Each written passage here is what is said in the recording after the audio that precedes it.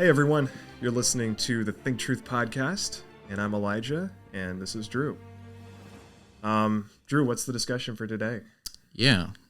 So our last podcast, we talked a bit about this post on Modesty you wrote back in October, I believe, called How Modesty is Weaponized. Yep.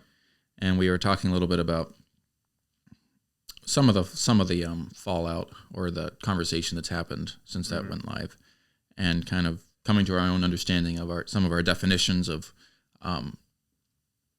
what modesty is or isn't, how it relates to beauty and sexuality. And so we kind of want to delve into some of that today. I think last podcast, it was more you kind of explaining some of your views, and I'm going to give a go at it. Evolution of my views, and also just a little bit of working through some of the pushback we received. Yeah. So, and I think we talked about this a little bit on the last podcast, but the main point of contention is the concept that you, I think, briefly touch on in the post, but that we shouldn't talk about lust as being connected to, phrase it for me better. So sexuality. We should separate the two discussions of modesty. The one from, about how women should dress, right, or how we should dress in general, the modesty discussion, and the discussion about when people lust, what do we do about that?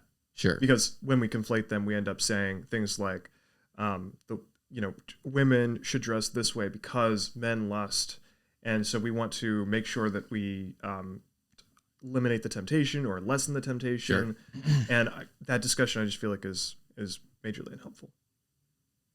Okay, right. I think that's.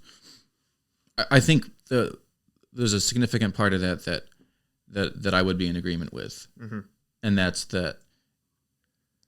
If we're specifically talking about lust, and I think we mentioned this in the last podcast,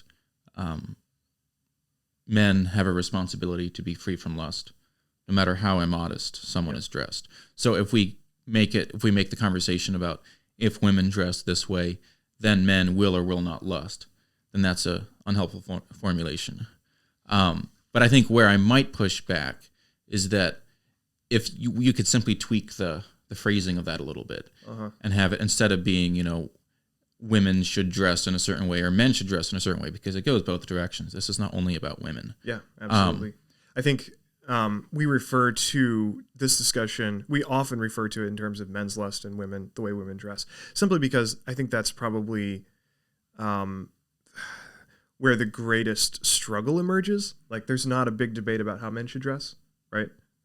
Generally speaking, like, there's some debate, but not nearly as much as the discussion of how women should dress in a way that's respectable and all that. So we will talk more in terms of the way women dress, the way men need to stop lusting. But it certainly, just keep in mind that it certainly goes in both directions, and that that is a discussion that we need to have, probably more than we do. Right. So with that thought in mind, I think it is appropriate, and I'm curious what you think about this. I think it is appropriate to say that men and women should dress in ways that respect the sexuality of the opposite sex. And so in some ways, that's not a wildly different concept than saying that, because of, say, men's lust, women should dress differently. Because it's still, in some ways, you still do come back to the fact that men and women have certain inclinations biologically when it comes to sex, and that the way we dress needs to respect that in each other. Yeah, and it's a nuanced difference, but it's an extremely important one to say that having a biological inclination towards something does not mean that it's inexorable. It doesn't mean that you can't stop it. And so it is simultaneously important to say, look, if you have, which you do, men and women both do, but especially men, a biological inclination toward wanting to mentally lust after other people, you are going to have to restrain that yourself. The discussion needs to be centered for you around controlling your mind, and at the same time be saying the way women dress should be in some way respectful of that biological inclination, which should be controlled. In terms of men should be controlling their biological inclination, but we can simultaneously have a discussion about the way we dress, and we can do that in a respectful way, just like we could do that for really any other issue where there's a well, like take the alcohol discussion, right? Mm. Let's say we were in a culture, and I think probably increasingly people in our circles are okay with drinking to some degree. But let's say we were in a culture where that's entirely okay and that's not problematic at all. If there's someone that you know of that has in fact, biological inclination toward drinking way too much, and that is a thing. In fact, we all do to some degree. That's why drunkenness is talked against. But yeah, if you know someone has a biological inclination toward drinking too much, it would be silly to say that all the work is on everyone else to try to help this person to not drink too much. But it would simultaneously be silly to say no one else should care about how they drink in front of this guy or whether they drink in front of this guy or girl, because in fact your actions will impact their ability in some sense to better overcome this temptation. And if we're willing to concede that on an issue like alcohol, why would we not be willing to concede that on an issue like dress, right? Right, and on the issue of dress, we are not dealing with that hypothetical scenario at all, because we are dealing, in fact, with most men having a strong biological inclination to want certain sexual gratification visually. Yeah. And I think this is also where the conversation gets a little bit sticky, because certainly men are not to lust, right? Yes. That's very absolutely clear. But I don't know that men are supposed to come to the place where they don't have a biological inclination to find female sexuality appealing. Yeah, certainly not. But it can be, it can and should be carefully guarded, and should be something that's obviously exercised within the context of a marriage, and not something that you want to be wildly stimulated wherever you like. You don't want to be like letting your biological inclinations go berserk just wherever you go. So like it needs to be something that's constrained and something that's appreciated within marriage. So there's going to be some constraining that goes on to where normal people with a normal sex drive and people who have those normal biological inclinations are going to want to be at a place mentally, psychologically, where they don't go crazy over every person they meet, even if they are winning the battle against lust specifically.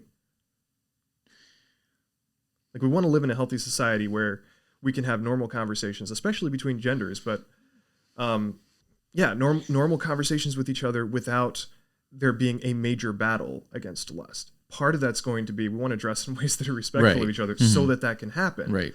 But a part of that too is just training ourselves to not to consistently not think in over-sexualized ways about people from the opposite gender or the same gender for that matter.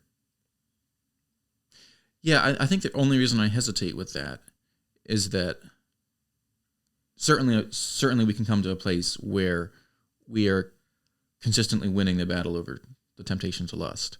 But don't you think that in itself is retraining your mind so that you're not over-sexualizing? You're not viewing every person that comes by in the way that you might have before when you were losing that battle. You're not sexualizing everyone you see. You view them more as I think that humans than as sexualized beasts.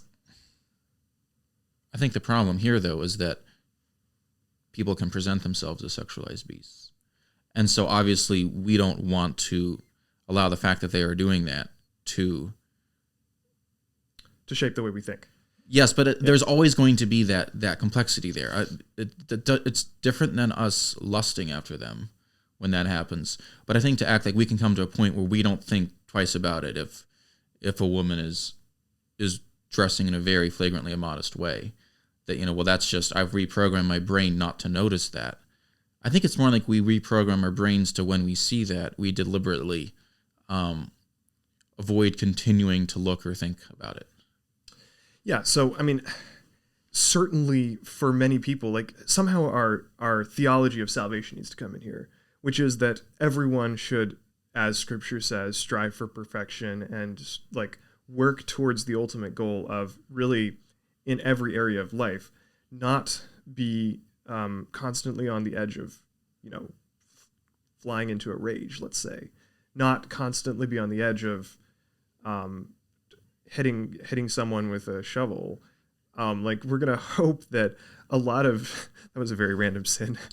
We're going to hope that we're going to hope that people work through whatever sins they deal with in a way that not only do they not do those sins consistently, but they also retrain their minds so that it's not constantly a problem. So, but I don't think but our theology of salvation is also going to include some concept of there being a struggle until death or until Jesus comes back, where some people are going to win to greater degrees than other people do, and that somehow has to be included. My point is simply, what should we be struggling for? Sure, I think the problem there is that you have a bit of a false equivalency, because someone that deals with wanting to hit people with shovels, there is no part of that impulse that is a good impulse, whereas someone that is sexually attracted to the opposite sex, right? If you're attracted to the opposite sex, that is not like a biological inclination that like you want to have rooted out of you.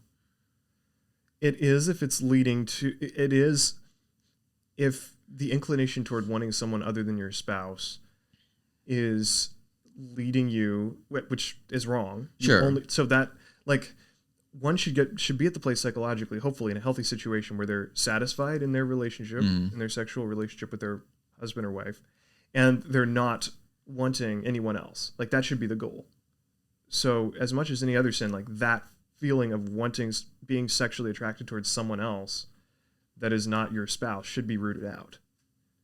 You should want to be at a healthy place in the future where that's not a reality. Yeah. I mean, I don't disagree, but I think it's a slightly simplistic take on it, because it's not like in the temptation for lust and the very kind of split-second decisions that take place in our minds when we see someone that's immodest.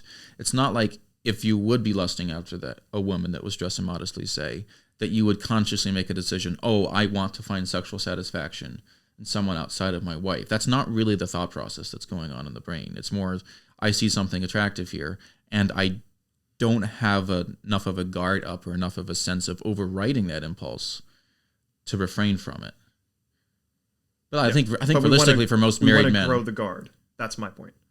We want to have a greater guard, which is absolutely a potential reality. So, again, if we're talking about a guard being, if you use the word guard, I feel like that's my position, because I absolutely think that we can come to a place as men where when we see immodest women, that we have enough of a built-up sense of running away from that we are not giving way to lust, right? Mm-hmm. But that's a different thing than coming to a point where we no longer have a biological impulse to find, say, sexually revealing people attractive in a biological sense. Yeah, so I mean, this is a relatively minor disagreement at this point, but I'm not sure that it is, though, because like if you're saying that men should be able to come to a place not only where they train themselves to not follow after that inclination, but where that inclination itself is rooted out, that's a significantly more that's a pretty big claim to make, basically. Yes. But I'm not sure if you're actually making that claim. I'm making the claim that it is certainly possible to be at a state that is more like what I think should be the goal, which is that not only are you winning the battle to like not consciously choose to lust, but also subconsciously your brain is getting put back together the way it should be, so that you find satisfaction within marriage and not outside of marriage, and you're not going berserk over every person you see. Yeah, I feel like leave out the straw man type stuff, like going berserk over everyone you see, because like I think modestly dressed people are in yes. Because I think, like I was talking to a friend about this the other day, a married friend, and something he said was that even if you're overcoming in the battle against lust, if you're in a context where, say, you're tired and you're going throughout the day and you're constantly surrounded by immodest women, there's something really draining about that. Even if you're walking in victory, like it takes a certain amount of willpower and energy to be able to be in a situation like that, and to overcome. It's not like you can come to a point where you don't even notice in most cases where that's going on, especially like if you're tired or you're run down and then there's temptation there. Like it's something for men that we have to grapple with. And if a man can come to a point where he never once notices such things, I mean, obviously I would not want to object to that. But I don't really feel like that's a realistic reality of who we are with our fallen natures and our biological impulses. And I think, so I think recognizing there's always that, going to be some struggle. right? I think we should all want to see that struggle lessened, though. Oh, of and course. be put back Yeah. together psychologically in a way that you're not objectifying. You're not struggling majorly with objectifying the women that you see around you. Well, I'm not even sure if calling that objectifying women is appropriate is the best way of thinking about it, though. Because it's not as if someone, okay, so say it's a woman that's seen in public that's wearing a very a very short miniskirt and a very flimsy low neckline that's revealing a significant amount of her chest. It's not like if a man sees that and is tempted to lust that, he's guilty of being the one that's objectifying her. That woman has objectified herself and presented herself in public in a way that is highly inappropriate, highly sexually revealing, and absolutely as men of God, we can choose to not in any way enjoy that sexuality that's being revealed. Yeah. But I don't really think it's fair to men to then be like, well, you're just going around sexually objectifying those women. It's like, no. If you're struggling, you're saying? No, not even struggling necessarily, but simply being aware of that. Like I feel like for most men, if the woman I just described, which is obviously on the more flagrantly immodest end of things, if they see a woman like that, they're probably going to do one of two things. They are going to enjoy it, lust, find sexual satisfaction, and which what she is probably what most men, right. most secular men are going to be doing. Right. The other option is not to be oblivious to that, but it's to notice that here is a woman that is dressing in that way. Think of her as someone created in the image of God, and by the Holy Spirit, overcome the tendency to want to think and lust over her. But you're probably going to keep your eyes from glancing over in that direction, right? Probably, unless you're like dealing with her in some sense, like doing like right, yeah, interacting with her. Obviously, if there's a situation where we have to interact with such people, I think there's. But then, of course, there's always the option I'm skeptical of the whole avoidance thing, although I think that certainly is sometimes a thing. But I mean, it seems like Jesus's primary. I think one has to be careful with this, certainly, but I think Jesus's primary way of dealing with, of interacting with the women in his life was one of friendship and one of, in a real, and even prostitutes and people who clearly weren't even respecting him as a teacher, but doing things that were inappropriate in their time.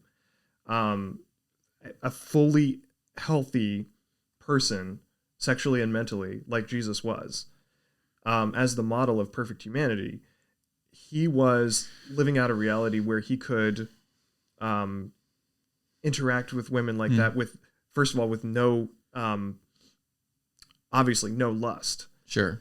But also without needing to cordon himself off from any sort of temptation. He was able to deal with it in a healthy way. Now, are there times when you do need to separate yourselves from temptation in order to win? Very possibly. I think there are plenty of instances where that could be the case, especially if you're just not prepared. But we're talking about what is healthy. What is the most healthy psychological state in terms of our sexuality when we're dealing with people people from the opposite gender, or people maybe who even aren't dressed in an appropriate way, in a respectable way.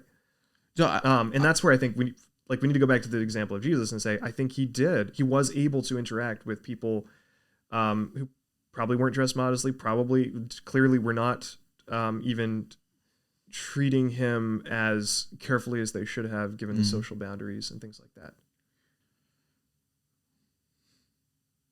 So I guess first, a question. Would you be suggesting that the prostitutes in Jesus' time were dressed in very sexually revealing ways? I don't know that we have access to that. Okay. I don't know if I can answer that. Because I feel like you've argued exactly the opposite in other cases by saying that we shouldn't be talking about the attire of a harlot as being something sexually revealing, because that's not what it signaled. In Judah's day, yes. Okay. I'm not aware of what it was like at the time of the Romans. So I mean, that's which I think that severely limits how much you can use that as an argument.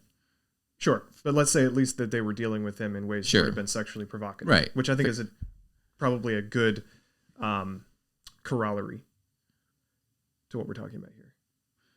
Okay, well, we'll leave that because neither of us have researched exactly what the prostitutes of the day were or were not dressing like. But I think there's one very important factor there with Jesus, and that is that he was there. He had a very specific purpose with the people he was dealing with, and the scenarios I'm laying out are not that kind of scenario where you're just seeing someone on the street or whatever. Right. Sure. Like I don't think like, but I think this is not even on the level of, if we're talking about seeing a random person on the street, it's not even on the level of overcoming sexual temptation. Like you just shouldn't be staring at a person anyway. So like, I don't see this, like the whole thing of avoiding people at that point is sort of a superfluous point. What do you mean? Well, because if you're walking down the street and you see someone dressed up like a clown, you also aren't necessarily going to be gawking at them. Or you're probably going to notice and probably say something to your friends about it. Yeah, maybe. Yeah, but it's not, in other words, this is a somewhat of a different scenario than working with or relating to, especially women that, like oftentimes when we talk about the modesty discussion, we're talking about women that we're relating to on a work level, church level, school level, things like that. Where I don't think so. I think generally when we talk about men who are struggling to lust after women, this isn't like your coworker that's sitting at the desk next to you, or someone at your church, or someone that you're really close to.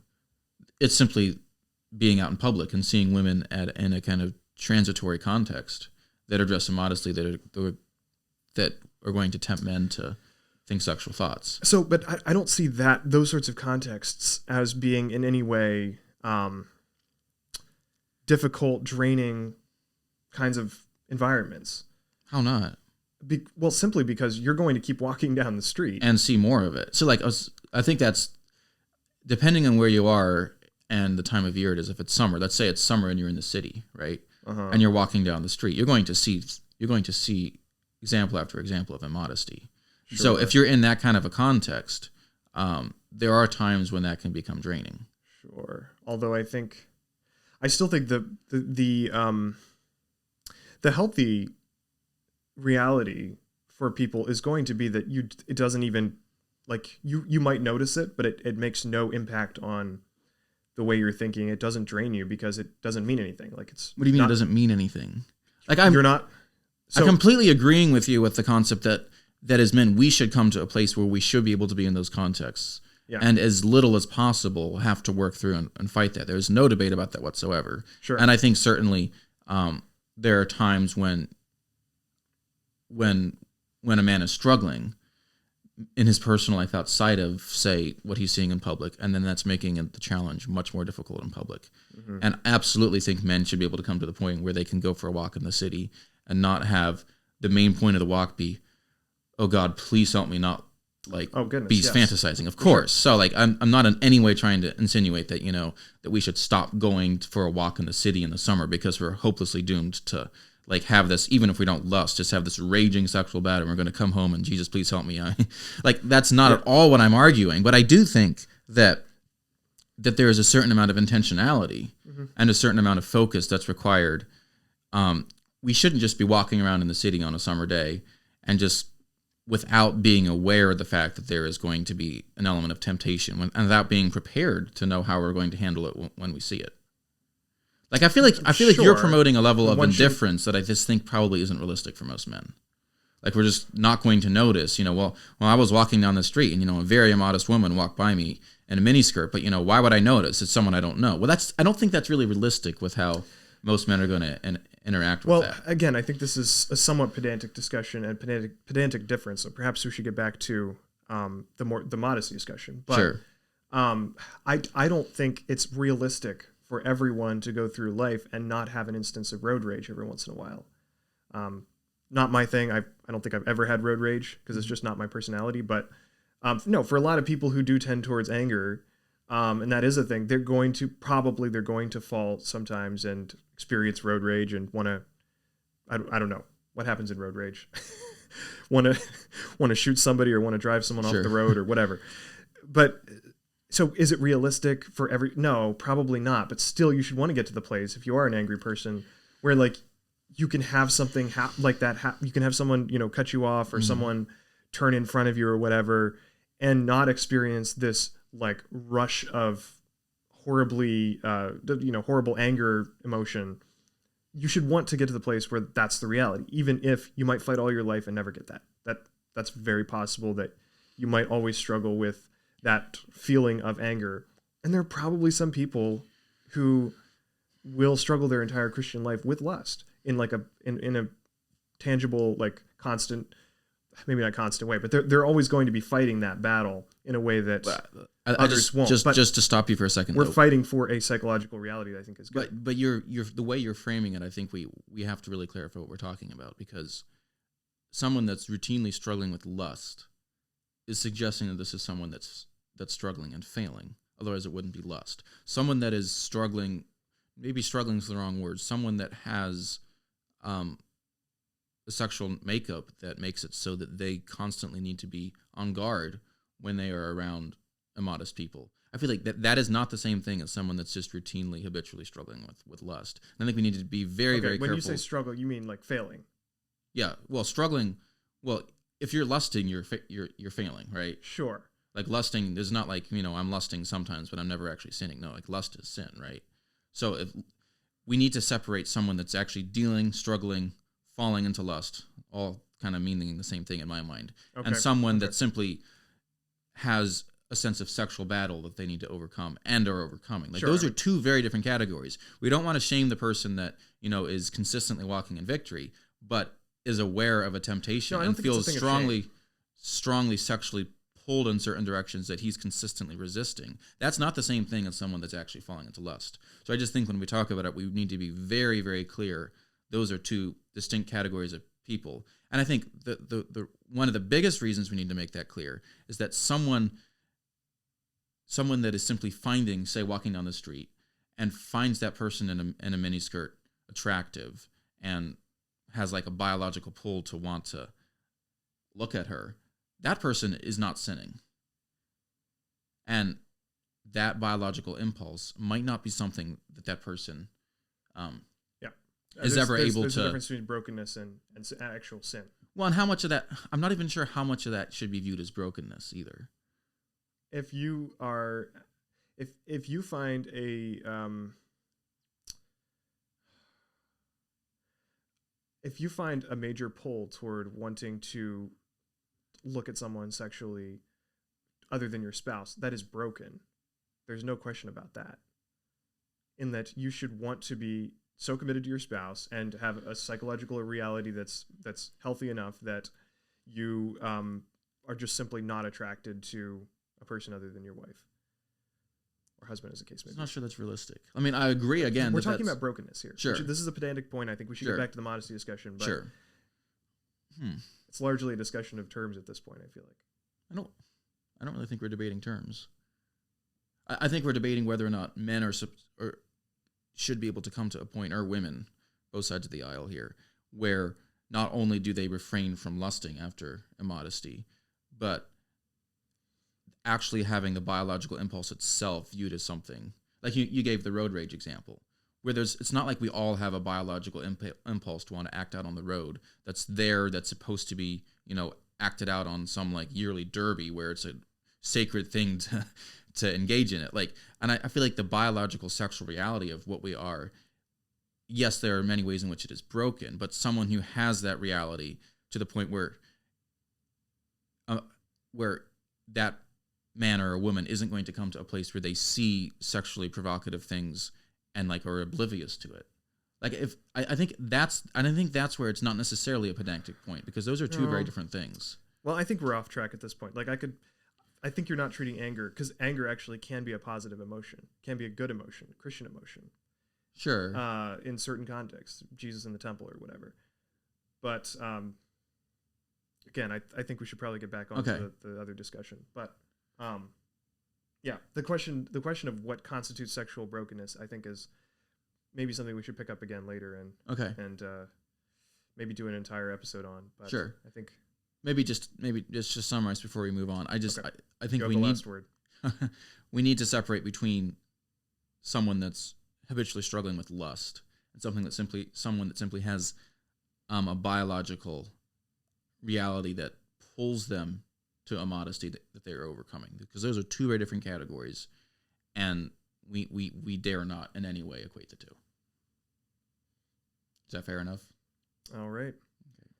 Well, one of the questions that we left, I think, unanswered at the end of the last episode was you were pushing towards this question of we need to give some amount of definition to what it means to dress in a respectful way. To be, like we talked about, the biblical term respectable or modesty, has to mean something so that we can separate it from, let's say, the ultra specific details that are either irrelevant or in many cases unhelpful, things like that. We need to put at least some amount of definition to what we mean by men or women dressing in a respectable way versus in a dishonorable way. And so I think you were going somewhere with that. Yeah. Well,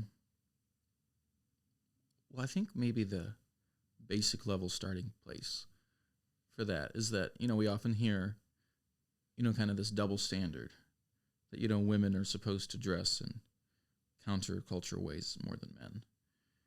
And I think there certainly is a degree of inconsistency that we can see in our attempts to insist on inconsistency between what we expect from men and what we expect from women. But I think we also need to recognize that we're dealing with an incredible double standard in how society views men and women and how they dress, which is simply going to, unfortunately, of necessity, make it seem more countercultural for women when it comes to how they dress than for men.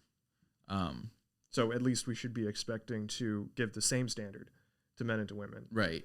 But society doesn't. So it's going to seem more like, even by just equalizing it, it's going to seem that we are pushing against, we are pushing against society.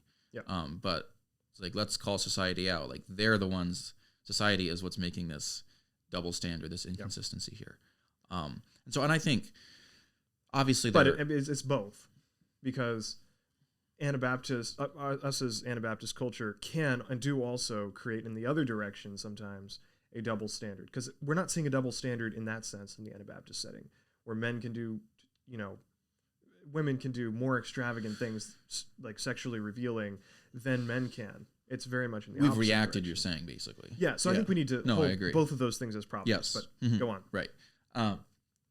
So, it doesn't make sense to, basically argue that women need to wear these kind of burlap sacks that have... Or have to, even have to, in order to be modest, make their own clothes, versus men can just go to the store. While the guy's still going, while the men are going to the mall and buying their pants. It's like, that doesn't work. There's something very inconsistent about that. That is definitely a feature of some sectors of the Anabaptist movement, and that's a problem. But again, if we're in setting forth a reasonable standard of modesty, this is incomplete, right? This doesn't cover all the nuances, but I think in general, you could say that women have no reason to dress in a more sexually revealing way than most men in society dress for most occasions. Yeah. And that's incomplete. Like, there are nuances and clauses you have to add in some to clarify cases, that. men are more revealing, like right. Men not wearing shirts in the summer. Right, exactly. So there are exceptions to that. But, generally speaking, men aren't going around showing their upper thighs. Men don't, men's chests are not seen as sexual in the way that women's are. But you don't see, there isn't a fashion where a guy has a dress shirt that, shows half of his chest. I mean, it just doesn't exist.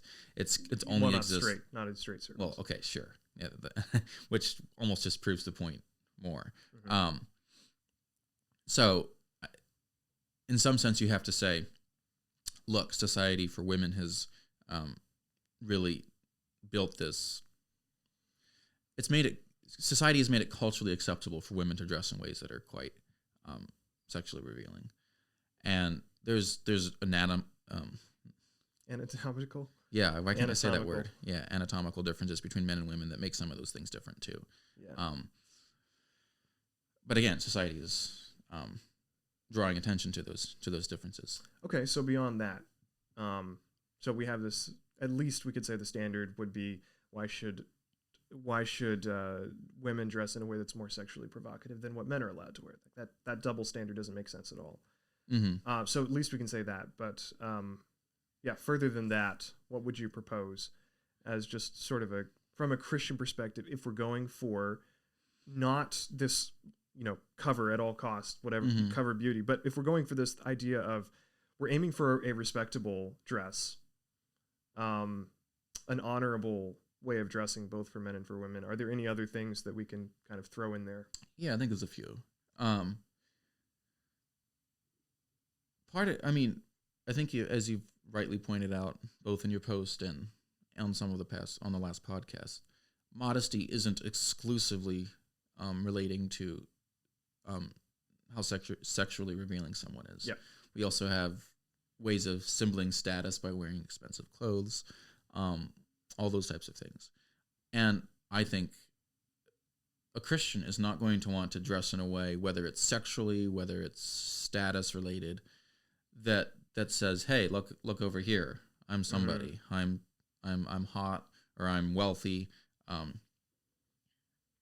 Those are not things that we're going to want to pursue as Christians.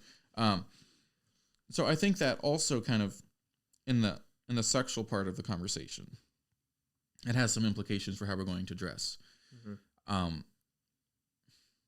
Why would you want to dress in a way that unnecessarily highlights your sexuality? Like I feel like a Christian just doesn't have a good reason for that. And what exactly? Now there's going to be wildly different applications of that, though, because certainly we all agree we don't want to extravagantly or unnecessarily display, especially parts of our sexuality, or display our sexuality in ways that would unnecessarily draw attention or make people have to deal with, as we were talking earlier, that sort of biological inclination toward wanting to look at sexual immodesty, etc. Why would you want to? But then the question of what does that mean to dress in overly sexual ways? Simply because in order to erase that, like it's not like there's like a normal way of dressing, and then everything beyond that, like you have to add something in order to look sexual. It's actually like the more human you are, the more you pare down the clothing thing to the bare humanity, the more sexually immodest you are. So it is something essential in that sense. So you have to put more clothes on, and then it's not at all an obvious reality of exactly what is showing too much sexuality, unless you want to say that some like burqa standard of like you have no right.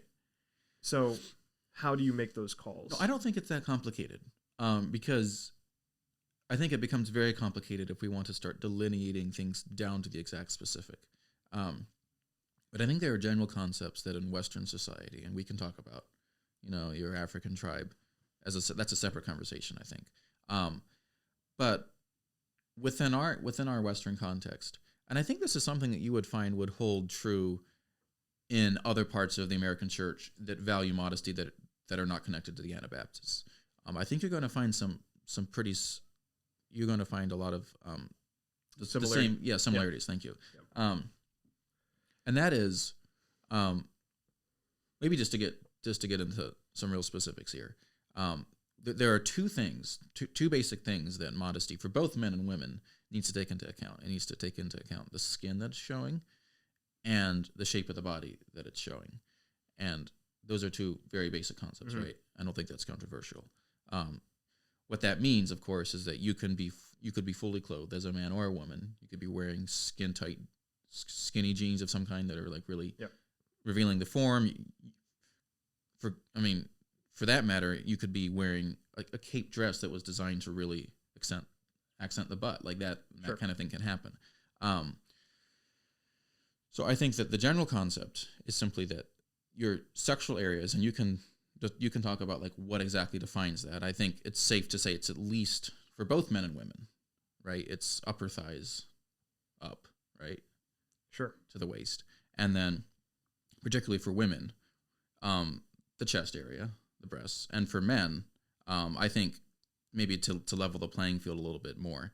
For men, I think the equivalent is and this is not something I have much of a problem with, but for a guy that's significantly ripped to want to show off, his broad shoulders. I think I think we can make that roughly comparable to a woman that, wants to wear something that like really gives accent to her bust. I think those are, and these are both things that it's kind of hard to know, okay, like where are you doing that too much or too little?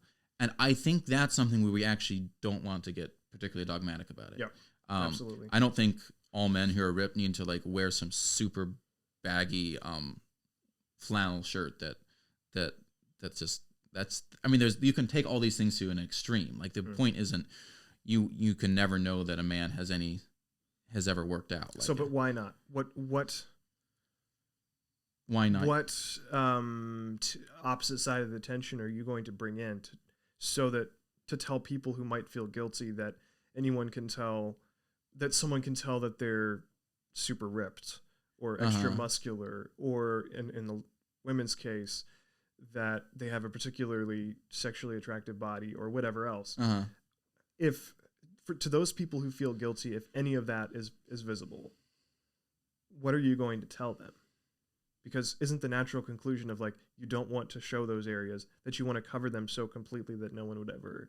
No, I think there's a difference between saying you can't show them and trying to accent them. I feel like that's where, and again, it's hard to delineate like where exactly on that spectrum you should land. But like, you don't need to say on the one hand, for a woman, I'm going to wear some like really, really baggy cape dress that completely obscures any feminine shape on the one hand, or for a man, wearing some like really baggy flannel shirt.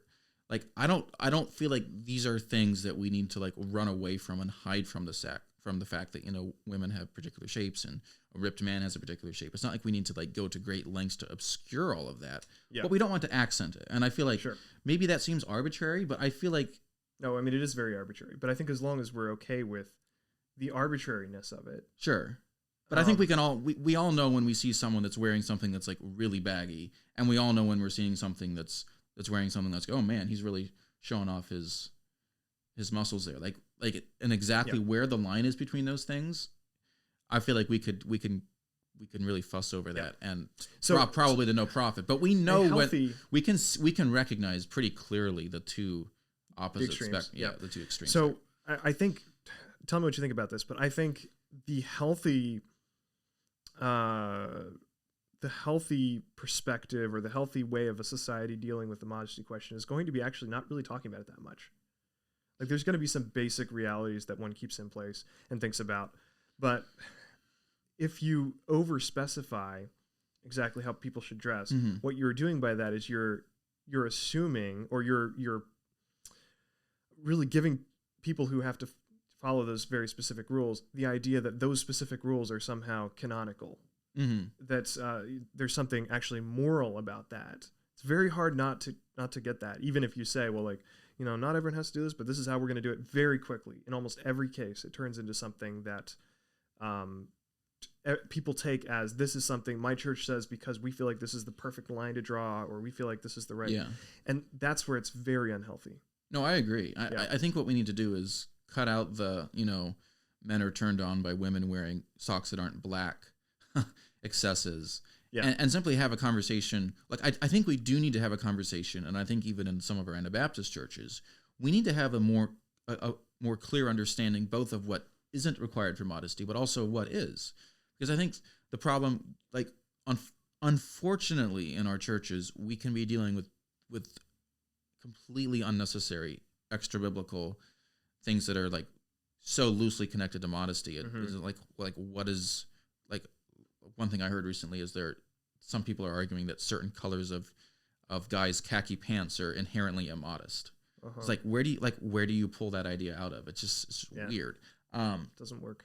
So, like, we need to stop that kind of excess, while also saying, because you could be in that context, right? And like talking about, who knows what all the examples are, the exact size of the veiling, whether or not you can wear flip-flops in the summer and all these things. And these are not, these might be more outlier examples, but these are things that I've all heard of happening within our context. Absolutely. But you might be having that conversation while you simultaneously a girl is making a dress that's significantly tighter than it needs to be, and somehow it doesn't go over any of those tripwires. And I'm not trying to suggest that I think there's a lot of immodest women in those contexts. Don't get me wrong. For sure. But that you could that. But if you would have any concern about modesty, that it would actually be on that level, not on the how dare you wear your red and gray socks, which I'm wearing right now. But yeah, really sketchy stuff there. So yeah, I think we need to talk about this concept, because I think there's so many bad ideas in both directions, because we have this, make sure you don't wear flip-flops in the summer. Guys can't wear pants that are this shade of brown because that's immodest. Because of what? Who knows? Like we have that kind of thing going on. We also kind of have this idea that, we can just dress. God made us beautifully. We can dress however we want to. And, if guys lust after it, that's their problem, or women lust after men, because it goes in both directions. So we should have some basic ideas in place of what it means to be respectable, both in terms of financially and in dressing in a not sexually revealing way. Have some basic ideas in place, but also not become extremists who can't stop talking about particulars of exactly what is ethically okay. At some point, a healthy culture is going to have some normal rules in place, but for the most part, it's not going to be a problem. I agree. I mean, it shouldn't be. So, yeah. Well, I think maybe one way of really making this simple and practical to anyone that's listening to this, both guys and girls, if you find yourself, how would you say this? Someone that is particularly attractive, man or a woman, and dress in such a way that when you're hanging out with your peers or your friends or whatever, you are dressing in such a way that signals and affirms that reality, whether it's a perceived reality or something that other people would agree with you on. That's not becoming for a Christian. Like a Christian signals the fact that you are more sexually attractive. Yeah. Even that is a little sketchy. What's sketchy? Well, because if you are an attractive person, you actually have to purposefully hide it. So how far do you purposefully hide your... Well, I don't know. I don't even know that I would argue that, because I feel like most of what we're dealing with in modesty isn't a really attractive person that's dressing the same way as everyone else around them, but they're attractive. But people who are sort of breaking the rules, and a lot of people that are more attractive are then people that spend that much more time trying to dress in a way that is going to accent it even more. Yeah. So it's not like if you're a guy that has just that's ripped or something, or has a really attractive, your hair is really attractive, or who knows, you fill in the blank. It gets a little weird to even think about it in those terms. It's not like you need to go to deliberate effort to be ugly. Sure. But I think realistically speaking, if we think about even within our context how people relate, often people that are more in those attractive categories don't only not hide it. Like, I'm not arguing that if you're more attractive, you need to do something to your face so you don't look attractive anymore. That's absurd. But you can tell in many cases people in that category are actually spending that much more effort and energy. And all I would say is just make sure you aren't doing that. Sure. Yeah. Is that fair enough? Yeah, absolutely. Don't feel guilty for the fact that you might be more attractive. I mean, that's not the problem. But if you are actually putting energy into highlighting that fact that's already a natural advantage, then I feel like there just isn't a good reason to be doing that. And then I feel like that does start to kind of, I think just in thinking of basic Christian concept of love and respecting each other. Yeah. Like, why would you want to put a lot of energy into saying, hey, look at me, I'm hotter than you are?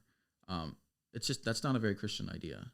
Yeah. I also don't think it's a Christian idea to be like, take it outside of our physical appearance. Say someone's intelligent or someone's good at planning events or something, to be like, I'm a Christian, so I don't want anyone to, so I'm going to do everything I can to hide that. Like this false humility. Yeah, that's absurd. Yeah, absolutely. But at the same time, you can also be someone that's bragging and using your natural gifts in a way to put yourself ahead of others, and that's wrong. And I think it's the same thing in this, in the issue of clothing. We need to be careful that, well, frankly, I don't think people that are very attractive who are going to great lengths to obscure that is a very common situation, even in our setting. So I'm not sure how much warning we need to give out about that, but yeah. Well, it's been an interesting discussion. I have this horrid fascination with talking about modesty because, on the one hand, like I'm really tired. Like I think we talk about it too much, but on the other hand, like I see absurdities that are brought to the surface in conversations that we do have about it, and I'm like, wow, maybe we should talk about it. So Anyway, here we are. Had a couple conversations about modesty. We need to have good conversations about modesty that help us. Yeah, the healthy ones will make it so you won't have to have all right. So we don't need to keep talking about it. Yeah, I totally agree. All right, thanks for listening. See you next time.